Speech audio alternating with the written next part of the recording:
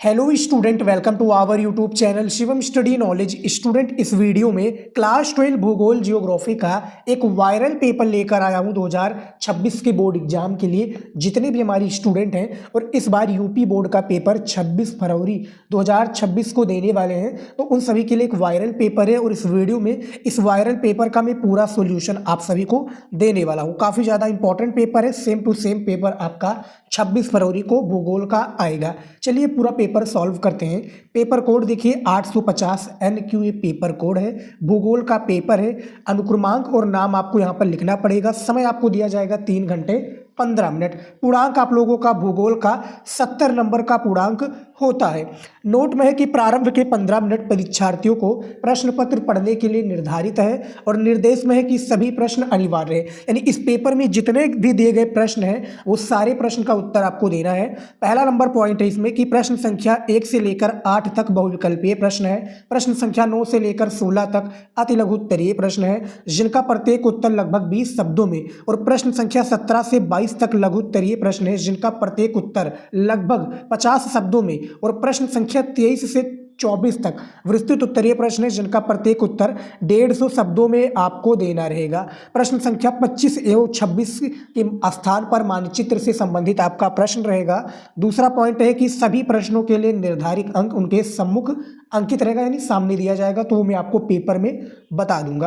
अब देखिए पेपर में आपको शुरू में ही आपको पता चल जाता है कि 8 बहुविकल्पीय प्रश्न रहेगा। 70 नंबर का ये पूर्णांक होता है। 30 नंबर आपको स्कूल के प्रैक्टिकल के लिए दिया जाएगा। तो चलिए पूरा पेपर के बहुविकल्पीय प्रश्नों को भी और एक एक करके जो भी सारे इंपॉर्टेंट प्रश्न हैं सॉल्व करते हैं। सबसे पहला बहुविकल्पीय प्रश्न दिया है कि मानव विकास सूचकांक किस देखिए संस्थान द्वारा जारी किया जाता है। तो मैंने काफ़ी बार बताया है, UNDP संयुक्त राष्ट्र विकास कार्यक्रम इसका हिंदी में नाम है। यूनाइटेड नेशनल डेवलपमेंट प्रोग्राम इसका जो है पूरा जो है सूत्र है, एक प्रकार से फुल फॉर्म भी कह सकते हो। तो पहले का बी ऑप्शन आपका सही हो जाएगा।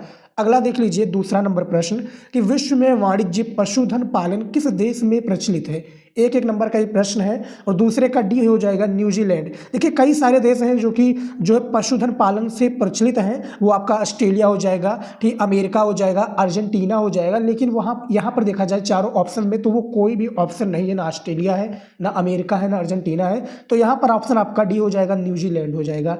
दूसरे का डी आपका ऑप्शन सही हो जाएगा। तीसरा नंबर प्रश्न दिया है कि निम्नलिखित में पर्यावरणीय निश्चयवाद का प्रतिपादक कौन है। तो देखिए पर्यावरणीय निश्चयवाद का प्रतिपादक काफी कंफ्यूजन वाला आपका क्वेश्चन है, लेकिन यहाँ पर बी ऑप्शन सही हो जाएगा। ग्रिफ्थ टेलर हो जाएगी राइट आंसर, यानी 3 नंबर का बी ऑप्शन आपका सही हो जाएगा। अगला प्रश्न चलिए देख लेते हैं। यहाँ पर देखिए 4 नंबर प्रश्न दिया है कि निम्न में से किस कोयला क्षेत्र का कुछ भाग उत्तर प्रदेश में अवस्थित है। तो यहाँ पर देखिए कौन सा वो क्षेत्र है जो कि कोयला का भाग उत्तर प्रदेश में अवस्थित है। तो 4 नंबर का डी हो जाएगा, सिंगरौली हो जाएगा आपका राइट आंसर। ठीक है, 4 नंबर का डी बिल्कुल करेक्ट आंसर हो जाएगा स्टूडेंट। अगला प्रश्न देख लेते हैं 5वां नंबर। ऐसे ही प्रश्न आपके पेपर में भी दिए जाएंगे, तो इसीलिए मैं कहता हूँ ज़्यादा से ज़्यादा आप लोग जो है भूगोल का मॉडल पेपर सॉल्व कीजिए। और जो मैं न्यू टॉपिक पर वीडियो बनाता हूँ मॉडल पेपर, तो उससे काफ़ी ज़्यादा प्रश्न आते हैं। पिछले साल भी मैंने वीडियो बनाया था और काफ़ी स्टूडेंट अच्छे नंबर लेकर आए थे। 5वां नंबर प्रश्न है कि अंकलेश्वर तेल क्षेत्र कहाँ स्थित है। तो ये आपका जो है क्या गुजरात में हो जाएगा। जी हाँ, आपका 5वें का बी ऑप्शन सही हो जाएगा। ये गैस क्षेत्र है, बेसिकली कौन सा क्षेत्र है, गैस क्षेत्र। तो 5वें का आपका बी ऑप्शन सही हो जाएगा। अगला प्रश्न है 6 नंबर कि राष्ट्रीय युवा नीति सर्वप्रथम किस वर्ष अपनाई गई थी। तो राष्ट्रीय युवा नीति सर्वप्रथम 2003 में अपनाई गई थी। 6 नंबर का ए ऑप्शन आपका सही हो जाएगा, 2003 करेक्ट आंसर हो जाएगा। 7वां नंबर प्रश्न है भारत में दूसरा सबसे बड़ा धार्मिक समुदाय कौन सा है। तो मैंने काफ़ी बार आप सभी को बताया कि मुस्लिम जो समुदाय है ये सबसे बड़ा है। 7वें का आपका ए ऑप्शन हो जाएगा। हर एक स्टेट में जो है मुस्लिम समुदाय पाए जाते हैं। 8वां प्रश्न है कि भरमौर क्षेत्र को कब अधिसूचित जनजातीय क्षेत्र घोषित किया गया। एक नंबर का ये प्रश्न है और इसके 4 ऑप्शन है। तो ये कब घोषित किया गया था, ये आपका वर्ष 1975 में घोषित किया गया था। याद रखिए डेट 1 नवंबर, ठीक है, 1 नवंबर 1975 को ये घोषित किया गया था। तो 8वें का बी ऑप्शन सही हो जाएगा। अब चलिए देख लेते हैं भूगोल के 8 महत्वपूर्ण अति लघु उत्तरीय प्रश्न। ठीक है, ये महत्वपूर्ण अति लघु उत्तरीय प्रश्न आपके 2-2 नंबर के दिए जाएंगे और इसका मैं आंसर भी आपको बताना हो, यानी क्वेश्चन का जो मैं आंसर भी आपको बताऊंगा। तो कॉपी में आप लिखना चाहते हैं तो लिख लीजिएगा, नहीं तो कोई बात नहीं, सिर्फ हमारी बातों को भी याद करिए क्योंकि ऐसे प्रश्न आपके पेपर में 26 फरवरी को आएगा भैया। तैयार करना है आप लोगों को, बस इतना याद रखिए। अति लघु उत्तरीय प्रश्न का 9 नंबर प्रश्न है कि भूगोलवेत्ता ग्रिफ्थ टेलर की नई संकल्पना क्या थी। 2 नंबर का प्रश्न है, इसका उत्तर है भूगोलवेत्ता ग्रिफ्थ टेलर ने पर्यावरणीय निश्चयवाद और संभववाद के बीच मध्यमार्गी नव निश्चयवाद अथवा रुको और जाओ निश्चयवाद की संकल्पना को प्रस्तुत किया था। बहुविकल्पीय में इस तरीके से आएगा कि रुको और जाओ निश्चयवाद किसने या किसका एक प्रकार से जो है प्रस्तुत है या किसने संकल्पना दी इसका, तो याद रखिए ग्रिफ्थ टेलर हो जाएंगे। तो 9 नंबर का आप सही उत्तर देख सकते हो। 10 नंबर प्रश्न है कि जनसंख्या वृद्धि की 2 प्रमुख समस्याओं का उल्लेख कीजिए। उत्तर है जनसंख्या वृद्धि की 2 प्रमुख समस्याएं हैं, सबसे पहला बेरोजगारी, दूसरा निर्धनता। भैया देखा जाए तो बेरोजगारी और निर्धनता ही है वो जनसंख्या वृद्धि के प्रमुख कारण। तो 10 नंबर का सही उत्तर आप देख सकते हो। 11 नंबर प्रश्न देखिए कि भारवाही पशुओं के नाम लिखिए। 2 नंबर का प्रश्न है, इसका उत्तर है भारवाही पशु उन पशुओं को कहा जाता है जो कृषि कार्य करने के साथ साथ बोझा या भार ढोने का भी कार्य करते हैं। ऐसे भारवाही पशुओं में बैल, भैंस, भेड़, गधा, खच्चर, घोड़े एवं ऊंट इत्यादि सम्मिलित हैं जो भारवाही पशुओं के नाम से जाने जाते हैं। तो मैं आप सभी को स्टूडेंट ज़्यादा समझाऊंगा नहीं, मैं केवल आपको प्रश्न का उत्तर बताता हुआ चलूंगा क्योंकि और भी सब्जेक्ट हैं और आप लोगों को बराबर सभी सब्जेक्ट पर ध्यान देना है और भूगोल भी उतना ही इंपॉर्टेंट है। तो मैं आप लोगों को आंसर बताऊंगा, टेलीग्राम ज्वाइन कर लीजिएगा। ठीक है, मैं वहां पर पीडीएफ वगैरह भी देता रहता हूं। ये पीडीएफ आपको 4 दिन बाद मिलेगा और इस वीडियो को पूरा देखिए क्योंकि इसमें मैंने और भी इंपॉर्टेंट पॉइंट्स को बताया है जो आपके पेपर में आएगा और आप लोगों को याद रखना है। अब अगला प्रश्न देख लेते हैं 12 नंबर, अंकीय विभाजक क्या है। 2 नंबर का प्रश्न है, इसका उत्तर है विकसित और विकासशील देशों में सूचना और संचार प्रौद्योगिकी पर आधारित विकास के अंतर को अंकीय विभाजक कहा जाता है। तो ये 12 नंबर प्रश्न का सही उत्तर देख सकते हो। अब अगला प्रश्न देखिए 13 नंबर प्रश्न देखिए स्टूडेंट यहाँ पर दिया है कि स्वर्णिम चतुर्भुज शब्द की व्याख्या कीजिए। तो जो स्वर्णिम चतुर्भुज जो शब्द है इसकी व्याख्या करना है। 2 नंबर का प्रश्न, इसका उत्तर है महानगरों के महामार्गों को जोड़ने वाले मार्ग स्वर्णिम चतुर्भुज कहलाते हैं। जैसे दिल्ली, मुंबई, कोलकाता तथा चेन्नई को जोड़ने वाला मार्ग आर्थिक रूप से इस सड़क परियोजना का विशेष महत्व है। तो 13 नंबर का सही आप लोगों ने उत्तर भी देख लिया, ये देखिए। ठीक है, सारे प्रश्न ऐसे इंपॉर्टेंट प्रश्न को मैं लेकर आया हूँ जो पेपर में आते हैं और इस बार के पेपर में तो जरूर पूछे जाएंगे। अगला प्रश्न है 14 नंबर कि भारत में जनसंख्या विस्फोट के उत्तरदायी कारक बताइए। उत्तर है भारत में जनसंख्या विस्फोट के उत्तरदायी कारक निम्न है। सबसे पहला है विकास कार्य में तेजी, दूसरा है जन्म दर की तुलना में मृत्यु दर तीव्रता से घटना। ये जनसंख्या विस्फोट का उत्तरदायी कारक है। आप आराम से स्क्रीन पर डबल टैप करके वीडियो को रोक लीजिए, फिर प्रश्न के उत्तर को लिख रहे हैं तो लिख लीजिए, नहीं तो आप नहीं समझ पा रहे तो अच्छे से समझ लीजिए। 15 नंबर प्रश्न है भारत के 2 प्रमुख चावल उत्पादक राज्यों के नाम बताइए। तो भारत के 2 प्रमुख चावल उत्पादक राज्यों के नाम निम्नलिखित है। सबसे पहला है पश्चिम बंगाल, दूसरा है पंजाब। ये भारत के जो है चावल उत्पादक के राज्य है। अब यहाँ पर गेहूं की बात होती तो उत्तर प्रदेश सबसे पहला आ जाता, गेहूं और गन्ना पर उत्तर प्रदेश हमारा आ जाएगा पहले स्थान पर। 16 नंबर प्रश्न है कि भारत में किस राज्य में सर्वाधिक बॉक्साइट पाया जाता है और इसका एक उपयोग बताइए। 2 नंबर का प्रश्न है, इसका उत्तर देखिए। भारत में उड़ीसा राज्य में सर्वाधिक बॉक्साइट पाया जाता है। बॉक्साइट एल्यूमिनियम का एक महत्वपूर्ण अयस्क है, अतः इसका उपयोग एल्यूमिनियम उद्योग में किया जाता है। तो इसका उपयोग किसमें किया जाता है? एल्यूमिनियम उद्योग में किया जाता है। अब आ चुका है स्टूडेंट आप सभी का लघु उत्तरीय प्रश्न। ये भूगोल में 6 प्रश्न पूछे जाते हैं और हर एक जब आप एक प्रश्न का उत्तर दोगे लघु उत्तरीय का तब आपको 4 नंबर एग्जामिनर देगा। और आप लोगों को मैंने निर्देश में बता दिया था कि कितने शब्दों में आपको लघु उत्तरीय प्रश्नों का उत्तर देना है, उसी के अकॉर्डिंग आप लोग पेपर में इसके प्रश्नों का उत्तर देना रहेगा। तो चलिए इसके भी प्रश्न का उत्तर मैं बताता हूँ। ठीक है, वीडियो को लाइक नहीं किए तो प्लीज़ आप लोग लाइक कर दीजिए, बहुत मेहनत करता हूँ मैं आप सभी के लिए। लघु उत्तरीय प्रश्न है 17 नंबर प्रश्न देखिए। भारत में पाइपलाइन के परिवहन के साधन के रूप में किन्हीं 3 लाभों का, अच्छे से प्रश्न को पढ़ लीजिए, किन्हीं 3 लाभों का वर्णन कीजिए। ठीक है, 4 नंबर का यहाँ पर देख सकते हो प्रश्न है, इसका चलिए उत्तर देख लेते हैं। इसका उत्तर देखिए, ये दिया हुआ है कि पाइपलाइन परिवहन निम्नलिखित दृष्टिकोण से लाभप्रद है। सबसे पहला है पाइपलाइन परिवहन प्रणाली गैस एवं तरल पदार्थों की लंबी दूरी के परिवहन के लिए सबसे अधिक सुविधाजनक एवं सक्षम प्रणाली है। दूसरा यहाँ पर देखिए क्या है, पाइपलाइन प्रणाली द्वारा ठोस पदार्थों को घोल में बदलकर सुरक्षित रूप से परिवर्तित किया जा सकता है। और तीसरा है पाइपलाइन परिवहन द्वारा ऊर्जा की बचत होती है तथा इसे समुद्री जल में बिछाया भी जा सकता है। तो ये 3 पॉइंट हैं स्टूडेंट, जो कि भारत में पाइपलाइन परिवहन के 3 लाभों को दर्शाती हैं। अब आ जाइए 18 नंबर प्रश्न पर। देखिए, आर्थिक भूगोल एवं कृषि भूगोल पर एक संक्षिप्त टिप्पणी लिखिए।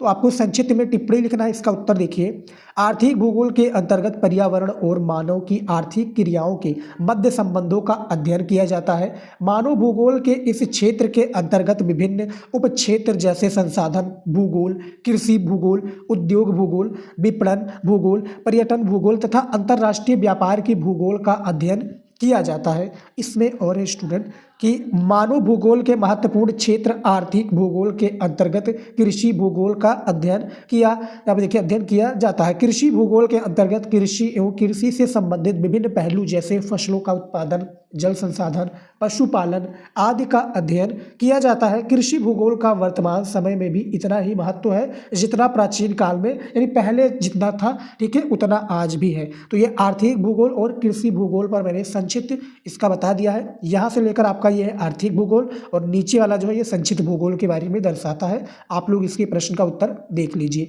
अब आ जाइए 19 नंबर प्रश्न पर। काफ़ी ज़्यादा इंपॉर्टेंट ये प्रश्न है कि मानव विकास की संकल्पना की विवेचना कीजिए। मानव विकास देखिए, जो आपका जो है जियोग्राफी में तीसरा चैप्टर है, फर्स्ट से तीसरा जो चैप्टर है मानव विकास, उससे लिया गया ये प्रश्न है। मानव विकास की संकल्पना की विवेचना कीजिए, 4 नंबर का प्रश्न है। चलिए इसका उत्तर भी देख लेते हैं स्टूडेंट। देखिए, इसका उत्तर है मानव विकास की संकल्पना केवल अर्थव्यवस्था के विकास से संबंधित न होकर मानव के संपूर्ण विकास से संबंधित है। आर्थिक कारकों के समान राजनीतिक, सांस्कृतिक और सामाजिक कारकों में भी उतना ही महत्व दिया जाता है मानव विकास में। यहाँ पर देखिए, महत्व दिया जाता है मानव विकास में। स्वास्थ्य एवं दीर्घ जीवन के साथ साथ सार्थक जीवन मानव विकास का मुख्य तत्व है। सार्थक जीवन से तात्पर्य स्वस्थ एवं दीर्घ जीवन के अतिरिक्त ज्ञान प्राप्ति कर स्वयं एवं समाज के विकास में भागीदारी निभाने से है। लोगों के विकल्पों में वृद्धि और जन कल्याण। देखिए, लोगों के विकल्पों में वृद्धि, जन कल्याण के स्तर को ऊंचा उठाना मानव विकास है, क्योंकि इसमें सभी गुणात्मक पक्ष शामिल होते हैं। इसमें सभी गुणात्मक पक्ष जो है शामिल होते हैं। अब देखिए 20 नंबर प्रश्न कि मिश्रित कृषि एवं डेयरी कृषि में अंतर स्पष्ट करें। 4 नंबर का प्रश्न है, इसका उत्तर देख लीजिए स्टूडेंट, और इस तरीके से भी प्रश्न आपके पेपर में आएगा। तो मिश्रित कृषि एक स्टूडेंट चित्र भी दिया जाएगा। अभी हाल ही में मैंने आप सभी को, जो कि यूपी बोर्ड का जो ऑफिशियल पेपर जारी हुआ था, उसमें मैंने बताया था कि कैसे चित्र दिया हुआ था और उसके बारे में आपको समझाना था। तो इस तरीके से भी प्रश्न आपके पेपर में आते हैं। तो इसका उत्तर है कि मिश्रित कृषि और डेयरी कृषि में निम्नलिखित अंतर बताइए। तो इसका अंतर देख लेते हैं। देखिए, सबसे पहले देखिए मिश्रित कृषि में कि इस कृषि में फसलों के साथ पशुओं का भी पालन किया जाता है। फसलों में खाद्य फसलें उत्पन्न की जाती हैं और इस प्रकार की कृषि अधिक जनसंख्या वाले क्षेत्रों में की जाती है। अब आ जाइए आप लोग डेयरी कृषि पर। डेयरी कृषि में केवल पशु ही अधिक पाले जाते हैं। डेयरी कृषि में पशु पालन, दूध एवं दूध उत्पाद, मांस तथा ऊन के लिए किया जाता है और इस प्रकार की कृषि नगरीय एवं औद्योगिक केंद्रों के निकट में की जाती है। तो मिश्रित कृषि और डेयरी कृषि में अंतर क्या है, दोनों आप लोग यहाँ पर देख सकते हो 4 नंबर प्रश्न पर। ठीक है स्टूडेंट, अब चलिए देख लेते हैं अगला प्रश्न। यहाँ पर देखिए 21 नंबर प्रश्न क्या दिया है कि उपग्रह संचार में, देखिए उपग्रह संचार ने किस प्रकार के क्षेत्र में क्रांति लाई है, उदाहरण सहित स्पष्ट कीजिए। तो इसका उत्तर देख लेते हैं। देखिए उत्तर है कि उपग्रह संचार में निम्न प्रकार से संचार के क्षेत्र में क्रांति लाई है। सबसे पहला है कि इससे एक साथ पृथ्वी के सभी भागों में सूचनाओं का प्रसार संभव हुआ है। दूसरा, इससे मौसम संबंधी घटनाओं का भी जानकारी प्राप्त होती है, जैसे धूप, वर्षा, ओला इत्यादि। उसके बाद में देखिए तीसरा इसमें कि सबसे अधिक फायदा यह हुआ है कि इसने समय की बचत की है, जैसे मोबाइल, फैक्स आदि से सूचनाओं को घर बैठे कुछ ही सेकंडों में पहुंचाना आसान हुआ है। तो यहाँ पर आप देख सकते हो 21 नंबर प्रश्न का बाकायदा सही उत्तर क्या है, ठीक है। और अभी तक आप लोगों ने वीडियो को लाइक नहीं किया तो प्लीज़ लाइक कर दीजिए और चैनल को सब्सक्राइब कर लीजिएगा इसी तरीके से और भी इंपॉर्टेंट वीडियो पाने के लिए। और आपके कोई भी सवाल है जो आप हमसे पूछना चाहते हो तो इंस्टाग्राम की आईडी नीचे दी हुई है, शिवम स्टडी नॉलेज इंस्टाग्राम की आईडी है, वहाँ पर आप हमसे पर्सनली कोई भी सवाल पूछ सकते हो बोर्ड एग्जाम से रिलेटेड। तो ये 21 नंबर प्रश्न का उत्तर है। अब आ जाइए 22 नंबर प्रश्न पर।